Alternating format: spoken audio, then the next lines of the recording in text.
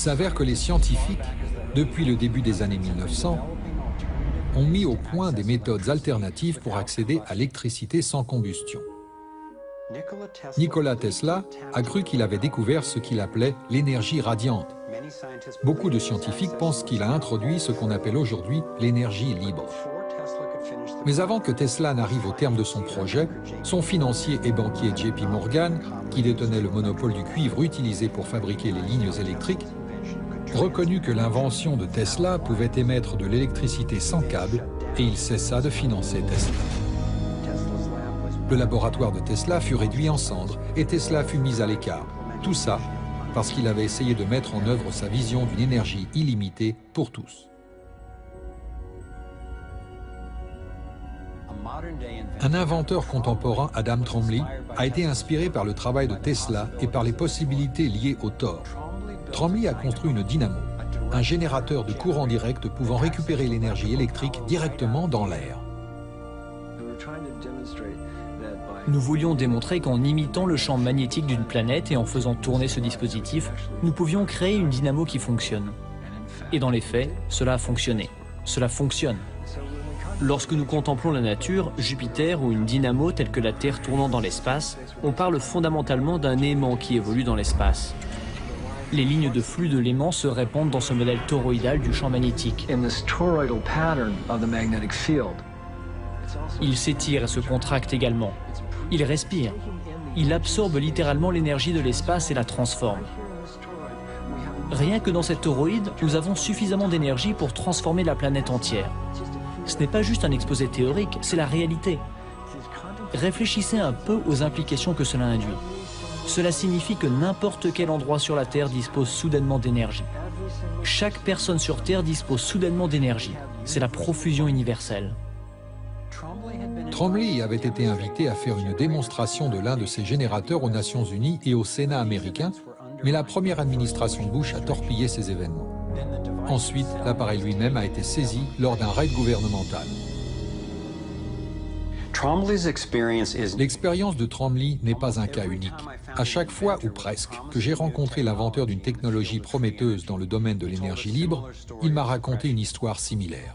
L'inventeur John Bedini a commencé à travailler en se basant sur les théories de l'énergie radiante de Tesla il y a plusieurs dizaines d'années. Il a produit un éventail de chargeurs de batteries qui généraient plus d'énergie qu'il n'en fallait pour les faire fonctionner. Il a annoncé qu'il allait les commercialiser à bas prix. Peu de temps après, il a été agressé dans son laboratoire et prévenu qu'il ne devait pas fabriquer les machines. Pour sa propre sécurité, il a dû abandonner l'idée de commercialiser des appareils à énergie libre. Tous ces dispositifs proviennent de laboratoires que j'ai personnellement visités.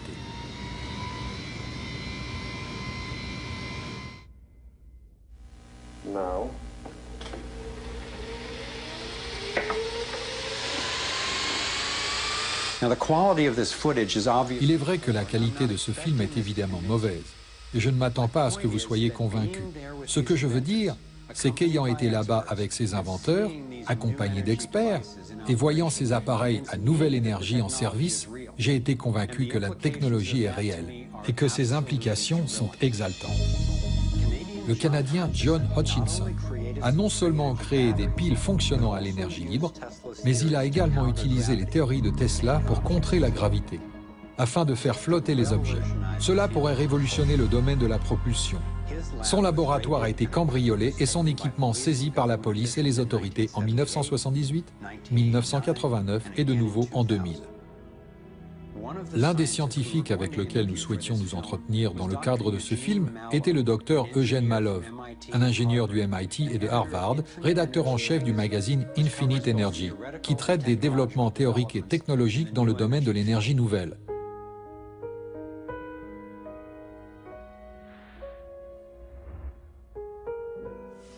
Dr Malov a été mystérieusement battu à mort en 2004. Si ces inventeurs étaient tous des blagueurs et des charlatans, je me suis demandé pourquoi ils avaient été supprimés de manière si brutale et systématique. J'ai demandé à Adam Tromley, l'inventeur de l'énergie libre, pourquoi il pensait que cette technologie était en cours de suppression et si le phénomène des ovnis y était lié. Plusieurs militaires importants ont pris des risques majeurs en disant « oui, ces choses sont réelles ». Pourquoi pensez-vous que le complexe militaro-industriel ne veut pas entendre parler de ça? Parce que cela vous pousse à vous demander quel type de technologie se cache derrière. Tout tient à cela. La suppression du phénomène des ovnis va de pair avec celle de ce qu'on appelle l'énergie libre. L'énergie est extraite de la structure de l'espace qui nous entoure, ce qui signifie qu'elle ne peut être mesurée. Il s'agit là d'une menace directe à l'égard de l'industrie la plus importante au monde, celle de l'énergie. Adieu ExxonMobil, adieu pétrole, adieu charbon, adieu lignes électriques. Tout cela serait du passé. Malheureusement, il s'agit d'une tirelire de quelques 200 000 milliards de dollars. Les réserves avérées de pétrole, de gaz et de charbon sont estimées à 200 000 milliards de dollars.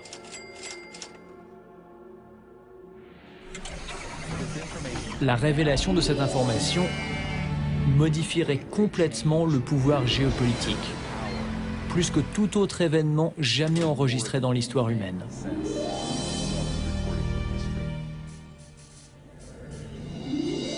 Et cela se produirait en une génération. J'ai commencé à étudier ces solutions révolutionnaires et à ma grande surprise, beaucoup ont été éprouvées dans des centaines de laboratoires à travers le monde. Pourtant, elles n'ont pas vraiment vu le jour. Plutôt que de faire entrer les choses en collision et d'essayer d'en contrôler l'explosion, ces nouvelles technologies comptent sur l'harmonisation, la composition avec ce qui existe naturellement. Le dénominateur commun de l'ensemble des dispositifs à énergie libre que j'ai vus est qu'ils imitent, d'une manière ou d'une autre, la forme d'énergie du Thor. Vous n'avez pas besoin de croire en la technologie de l'énergie libre pour vous inquiéter de la répression des idées et des inventions. Je me suis dit, quelle meilleure manière de justifier notre dépendance au pétrole, au charbon, au nucléaire et aux autres technologies dangereuses et impropres que de prétendre qu'... Cette voiture ne manque pas d'air, bien au contraire. Ni essence, ni gaz, ni électricité. En fait, c'est de l'air comprimé qui la propulse. Son autonomie, 200 km en cycle urbain. Sa vitesse maxi, 110 km/h. Pour la recharger, il suffit de l'alimenter sur des bornes à air comprimé ou bien de charger en électricité son compresseur.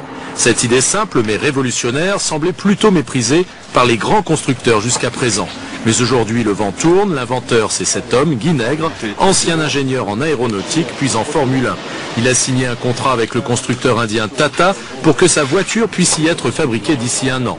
Et dans son usine de carrosses près de Nice, il s'apprête à lancer lui-même ce modèle, la One Cat, un véhicule de 5 places dont 3 à l'avant qui pourrait être vendu à partir de 3 500 € en France. Mais avant cela, il faut réussir les crash tests pour que la voiture puisse être homologuée chez nous. Le système ne semble pas si compliqué. La puissance dégagée par l'air lorsqu'il se détend dans le moteur entraîne les roues. En fait, c'est un peu un ressort, on comprime de l'air à l'intérieur des réserves et on détend cet air dans un moteur pour entraîner un système via le manivelle. Donc c'est vraiment simple. Et pour augmenter encore l'autonomie, l'inventeur a aussi imaginé un moteur annexe qui fonctionne avec très peu d'essence pour recharger les compresseurs d'air. Écologique et économique, l'argument choc, 1 € au 100 km et 0 pollution. Et justement, nous retrouvons en direct de Carros dans les Alpes-Maritimes Guy Nègre, l'inventeur de ce procédé. Bonjour. Alors, est-ce que, si je puis dire, pour vous, la hausse du prix du pétrole est une bonne nouvelle, puisque ça justifie en quelque sorte tous vos efforts? Oui, enfin, si l'on veut, c'est quand même, c'est pas une bonne nouvelle de savoir que le pétrole augmente. Mais par contre, il y a d'autres problèmes, c'est que le pétrole va également vers la fin de l'ère du pétrole, et donc il faut trouver d'autres solutions.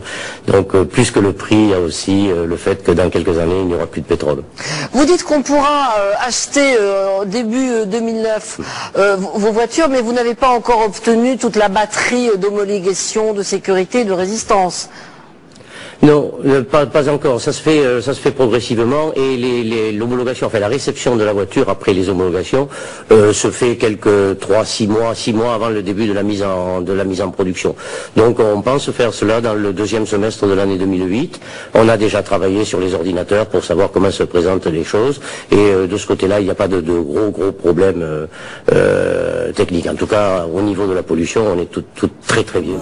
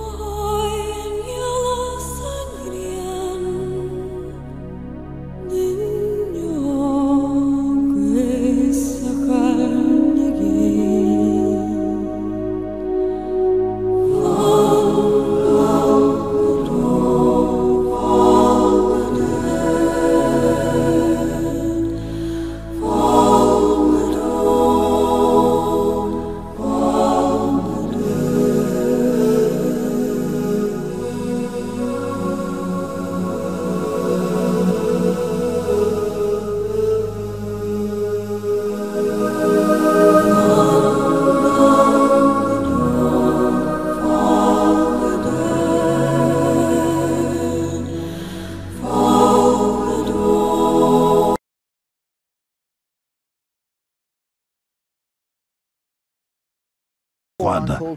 Les promesses de la fusion froide ont-elles été anéanties par des manias de l'énergie avides d'argent et étroits d'esprit, pour qui les profits sont plus importants que le bien-être des habitants de notre planète? L'hydrogène et l'oxygène, qui composent l'eau, sont deux des éléments les plus réactifs sur Terre. On connaît l'électrolyse, le procédé pour les extraire de l'eau sous forme de gaz depuis 200 ans. Ce savoir nous a permis de développer des combustibles qui sont même utilisés pour propulser les fusées dans l'espace. Malgré leur puissance, ces combustibles chimiques n'ont rien à voir avec l'énergie dégagée par une réaction nucléaire. Évaluation par les pairs pour annoncer leur découverte par le biais des médias. Avant l'annonce de 1989, Stephen E. Jones, un professeur de physique à l'université Brigham Young, apprend la teneur des recherches de Ponce et Fleischmann grâce à un informateur au département d'énergie. Dans un exemple flagrant d'opportunisme, Jones insiste pour rendre publics ses propres résultats qui sont beaucoup moins concluants. En dénigrant les déclarations de chaleur excédentaire de Ponce et Fleischmann, la publication des résultats de Jones aurait empêché les deux chercheurs de breveter le procédé qu'ils ont développé à leurs frais pendant toutes ces années. Devant cette impasse, Ponce et Fleischmann suivent les conseils des avocats de l'université et rendent leurs travaux publics.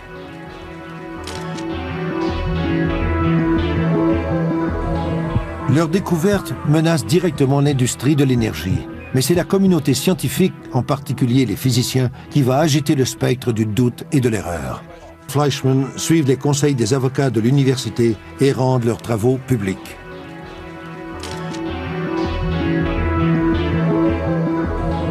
Leur découverte menace directement l'industrie de l'énergie. Mais c'est la communauté scientifique, en particulier les physiciens, qui va agiter le spectre du doute et de l'erreur. La guerre est déclarée. Le 14 avril 1989, le docteur Glenn Seaborg, un lauréat du prix Nobel très réputé dans le milieu de la science nucléaire, affirme au président Bush « Ce n'est pas le résultat de la fusion nucléaire ». Le secrétaire d'État à l'énergie, l'amiral James Watkins, demande tout de même à plusieurs laboratoires financés par le gouvernement d'évaluer les déclarations sur la fusion froide. L'amiral Watkins, qui était à la tête du département d'énergie à l'époque, a ordonné que l'on vérifie ces allégations en 2 semaines. Il a mis à contribution tous les laboratoires du département. J'ai mis mon équipe sur le coup, mais nous nous sommes rendus compte qu'on ne pouvait pas avoir de résultats en moins de 4 semaines. Ils nous demandaient l'impossible, quoi. Le MIT, l'Institut de technologie du Massachusetts, est parmi les laboratoires choisis. Le directeur du programme de fusion chaude, le professeur Ronald R. Parker, tire la salve suivante. En première page du Boston Herald, il accuse Fleischmann et Ponce de fraude et d'amateurisme scientifique. C'est le signal de départ de l'attaque de la Société américaine de physique contre la fusion froide. Un vétéran de la fusion chaude, William Harper, professeur à Princeton et conseiller du secrétaire d'État Watkins, déclare « Juste à voir Fleischmann et Ponce à la télévision, on peut deviner que ce sont des idiots incompétents. » Pour un scientifique, la crédibilité est un élément essentiel. Si vous la perdez, vous n'aurez plus de financement, votre travail sera considéré comme inférieur et vous allez baisser dans l'estime de vos confrères. C'est un désastre total. Le département d'énergie des États-Unis, le DOA, met sur pied un comité d'études au mois d'avril 1989. C'est le docteur John Huizenga qui est choisi pour le présider, bien que son préjugé contre la fusion froide soit de notoriété publique. Huizenga a en effet déclaré que la fusion froide était une absurdité et il a conseillé aux autorités de ne pas étudier l'affaire plus à fond. À la mi-juillet, le comité remet un rapport accablant. Après des décennies d'observations rigoureuses à travers la lentille de verre dépolie qu'il a fabriquée, le Hollandais Anthony Leeuwenhoek nous a fait découvrir le royaume de la microbiologie en 1675. Cependant, la communauté scientifique a continué à ignorer ces faits pendant tout près de 200 ans, en ridiculisant le travail de chercheurs comme Louis Pasteur.